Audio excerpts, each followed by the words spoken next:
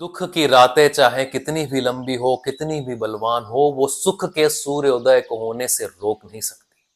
और ऐसा ही एक सूर्योदय होता है यूनान के जंगलों में, जहां पर जियस बड़ा हो रहा था।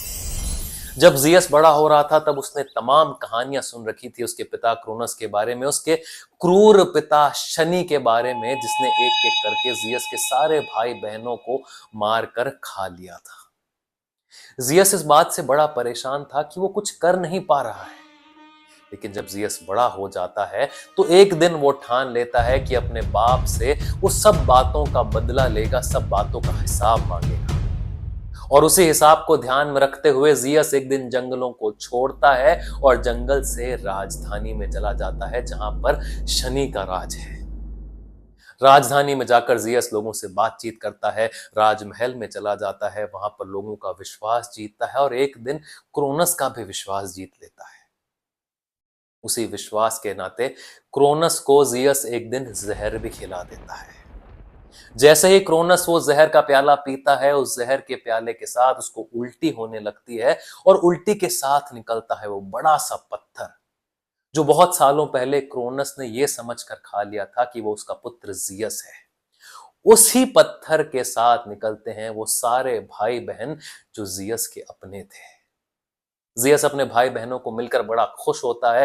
वो उन सबको वो सारी कहानी सुनाता है। सारे भाई बहनों का जियस से मिलन होता है और वो वहां से चले जाते हैं। एक अलग नगरी बसा देते हैं ओलंपस पहाड़ पर और सारे ओलंपियंस कहलाने लग जाते हैं।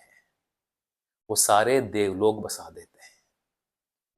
लेकिन जो सारे ओलंपियंस थे, उनको ये बात हजम नहीं हो रही थी कि उनका छोटा भाई, सबसे छोटा भाई जियस उन सबसे महान है। उनमें जलन की भावना पैदा होने लग जाती है और उनमें से कुछ ओलंपियंस जियस का साथ छोड़कर फिर से क्रोनस के साथ आ जाते हैं और यहां पर राजधानी में क्रोनस अपनी शक्ति इकट्ठा करने लग जाता है और वहां पर ओलंपस पहाड़ पर जियस अपनी सेना इकट्ठी करने लग जाता है और फिर आखिर में दोनों का सामना होता है। भयंकर युद्ध होता है जिसमें भाई भाई से लड़ता है, पिता अपने पुत्र से लड़ता है, भाई अपनी बहनों से लड़ता है, पिता अपनी पुत्रियों से लड़ते हैं। घमासान युद्ध 10 सालों तक चलता है और आखिर में, जैसा कि भविष्यवाणी की गई थी, जियस अपने पिता क्रोनस को वहां से भगा देता है, सारे देवताओं का राजा बन जाता है, देवलोक में इकलौता राज उसका होने लग जाता है, वो सारे देवताओं का देवता बन जाता है, जियस इंद्र बन जाता है और ओलंपस पहाड़ पर रहने लगता है। जियस ओलंपस पर राज करने लगा और ओलंपस पहाड़ पूरी दुनिया का केंद्र बन गया। उसी केंद्र से पूरी दुनिया संचालित होती है, उसी केंद्र से पूरी दुनिया में ऊर्जा का संचार होता है। उसी ओलंपस पहाड़ को इंडियन माइथोलॉजी में कैलाश पर्वत कहा जाता है, जहां पर महादेव विराजमान है। जियस जब ओलंपस पहाड़ पर राज कर रहा था तो फिर उसने एक दिन सोचा कि उसको ये जिम्मेदारी बांट देनी चाहिए, क्योंकि वो अकेला सब कुछ संभाल नहीं पा रहा था। तो जियस ने अपने दो भाइयों को चुना, पोसाइडन और हेड्स को।